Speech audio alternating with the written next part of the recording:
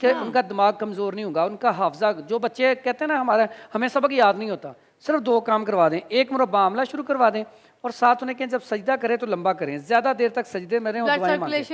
بس یہ اس کا سب سے بڑا کلیہ۔ میں کہتا ہوں اکثر اوقات مجھے کہتے ہیں آگے جی ہمارے بچوں کے نمبر نہیں آتے، بڑے کہتے ہیں ہمیں کچھ یاد نہیں ہوتا، میں پھر انہیں کہتا ہوں کہ آپ انبیاء کی زندگی دیکھیں، صحابہ کی زندگی دیکھیں، اور ہمارے بڑے جو اولیاء ہیں ان کا دماغ کتنا تیز تھا، کتنی کتابیں حفظ کر لی انہوں نے، قرآن مجید کو یاد کیا، تو کیا کرتے تھے؟ صرف تہجد پڑھتے تھے، اور تہجد میں کیا کرتے تھے؟ رب سے آپ نے قریب ہونا ہے تو سب سے بہترین قربت کا ذریعہ وہ سجدہ ہے۔ شوگر میں نا سب سے پہلی بات جو سمجھیں، آج کل جو معاشرے میں سب سے زیادہ شوگر ہے وہ ٹائپ 2 ہے،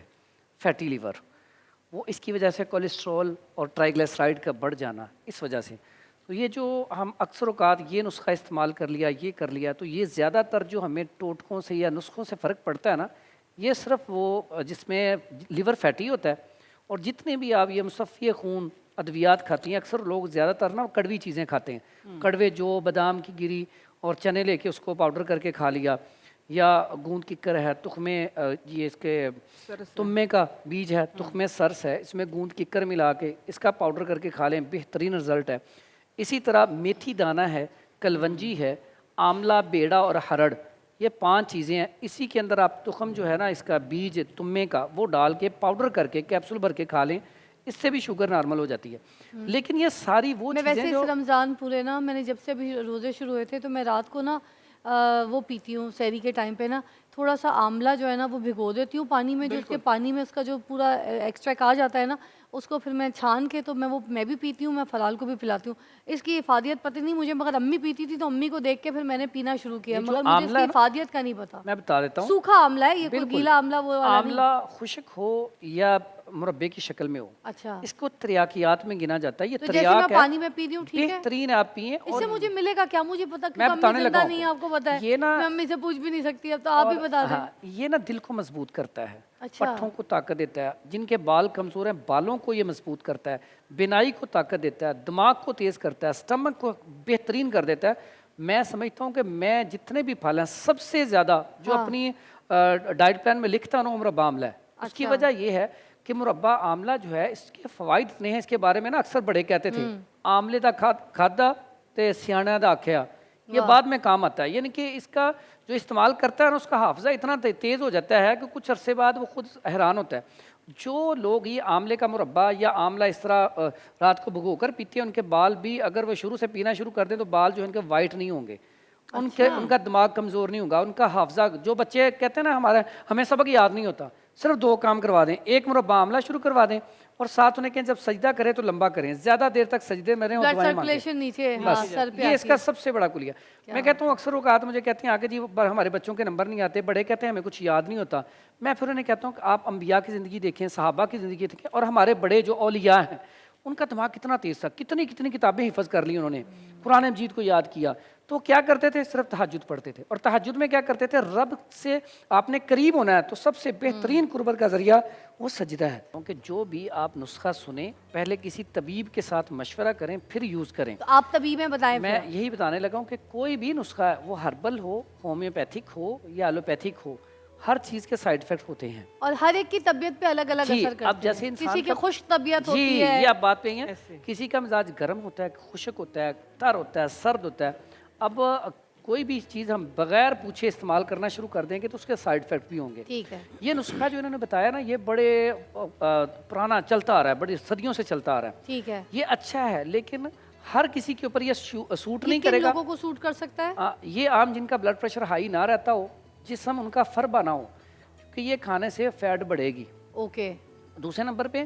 اس میں آپ دیکھیں کہ بہت سارے لوگ اپنے اپنے ٹوٹکے بتاتے ہیں، میں سمجھتا ہوں ٹوٹکوں کے اوپر ایسے عمل نہیں کرنا چاہیے۔ آپ پہلے دیکھیں، کسی طبیب کے ساتھ مشورہ کریں کہ یہ مجھے کسی نے بتایا ہے، آپ میری رہنمائی کریں، میری نبض چیک کریں، مجھے بتائیں میرا مزاج کیا ہے، کیا میرے اوپر یہ سوٹیبل ہے۔ بعض اوقات پیشنٹ آتے ہیں وہ کہتے ہیں جی ہمیں نا یہ فلاں پھکی کھائی تھی تو میری طبیعت ٹھیک ہو گئی تھی، اب یہی بنا دیں، میرے دوست نے بھی کھانی ہے۔ اب ایک بندے کا بلڈ پریشر بالکل ٹھیک تھا یا لو تھا، اس کے اوپر اس نے فائدہ کیا، دوسرا ساتھی تھا اس کا بلڈ پریشر پہلے ہی ہائی رہتا تھا، تو اب جو انہوں نے سفو بنایا، پھکی بنائی، اس کے اندر تو نمک ہوتا ہے، اب دوسرے بندے کا بلڈ پریشر شوٹ کر گیا، تو یہ سائیڈ ایفیکٹ ہوتے ہیں۔ معدے کے اوپر جو اثرات ہوتے ہیں اسپیشلی یہ مرغ مسلم کھا کے اور یہ جو لال مرچوں کے سالن بنا کے ہم کھاتے ہیں، پھر کلرڈ فوڈ بھی کھاتے ہیں، تو یہ اس کے بارے میں آپ کیا کہیں گے؟ سب سے پہلے تو یہ رمضان ٹرانسمیشن ہے، تو اس میں جو اللہ تعالیٰ نے قرآن مجید میں کہا نا، یا ایھا الذین آمنوا کتب علیکم الصیام کما کتب علی الذین من قبلکم لعلکم تتقون، اے ایمان والو تم پر روزے فرض کیے گئے ہیں جیسے پہلی امتوں پر فرض کیے گئے تھے تاکہ تم متقی اور پرہیزگار بن جاؤ۔ تو اس میں اگر ہم اسی کی بنیاد پہ روزے رکھتے ہیں تو اس میں ایک تو ہماری ڈائٹ، ہماری طبیعت ٹھیک ہوتی ہے، اور لیکن اس کے ساتھ ساتھ اللہ تعالیٰ ہمارے پچھلے سارے کے سارے گناہ معاف کر دیتا ہے۔ اب آتے ہیں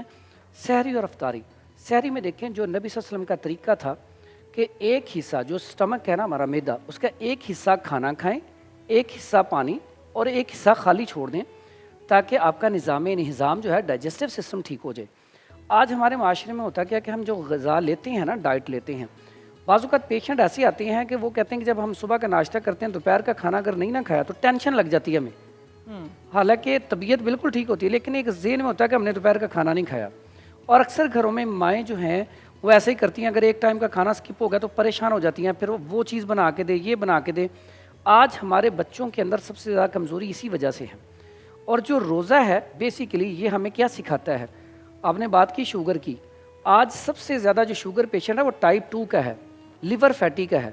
اب لیور فیٹی دیکھیں روزے سے بڑھ کر کون سی ایسی چیز ہو سکتی ہے جس سے لیور جو ہے آپ کا نارمل حالت میں آ جائے؟ اب آپ کی فیٹ تو ساری ختم ہو جائے گی۔ اور روزہ میں سمجھتا ہوں رمضان کا تو اللہ تعالیٰ نے ہمیں اتنا بڑا تحفہ دیا ہے،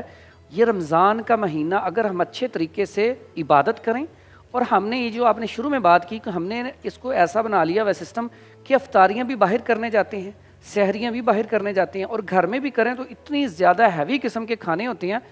روزہ تو ہمیں یہاں پہ تقویٰ سکھا رہا ہے، متقی بنا رہا ہے، پرہیزگار بنا رہا ہے۔ ہمیں یہاں پہ کیا چاہیے؟ ہم وہی جو اپنے اوپر 10-12 غذائیں بنا کے بیٹھ جاتے ہیں وہ ہم غریبوں کی مدد کریں، وہی ہم کسی کو افطاری کروا دیں، وہی ہم کسی کو سحری کروا دیں، یا ہم صدقہ خیرات کر دیں، اور اپنی غذا جتنی سادہ لیں گے، یہ آپ بات کر رہے تھے نا سادہ غذا دیکھیں، آپ انبیاء کی زندگی دیکھیں، اس کے بعد صحابہ کی زندگی دیکھیں، اس کے بعد ہم اپنے بڑوں کی زندگی دیکھیں، ان کی غذا کیا تھی؟ صبح کے ٹائم پہ ہر گھر میں چوری بنتی تھی دیسی گھی کی، اور وہ اتنی کمال کی چیز ہے۔ یہ جو لوگ کہتے ہیں ڈائجسٹو سسٹم خراب ہو گیا جی، ہمارا اسٹمک خراب ہو جاتا ہے، کانسٹیپیشن ہو جاتی ہے روزوں میں، آپ چوری صبح بنا کے کھائیں، لسی لیں، دہی لیں، آپ روٹی اتنی کھائیں جتنی ضرورت ہے۔ جو آپ نے بات کی پانی اتنا زیادہ صبح پئیں گے کہ پتہ نہیں دوبارہ پانی ملنا ہی نہیں ہے، حالانکہ جب آپ نے لسی پی لی ہے، آپ نے دہی استعمال کر لیا تو آپ کے اندر پانی کی کمی ہو ہی نہیں سکتی انشاءاللہ۔ تو پانی آپ نارمل مقدار میں پئیں جتنا پینا ہے۔ اسی طرح جب افطاری کریں تو سادہ غذا سے کریں۔ سادہ غذا کیا ہے؟ پہلے کھجور کھائیں، اس کے بعد سادہ پانی پئیں، اس کے بعد جو بھی آپ نے فروٹ چاٹ یا جو بنایا وہ کھائیں، پھر آپ نماز پڑھیں، نماز پڑھ کے تھوڑا سا جو آپ نے کھانا ہے وہ کھا لیں۔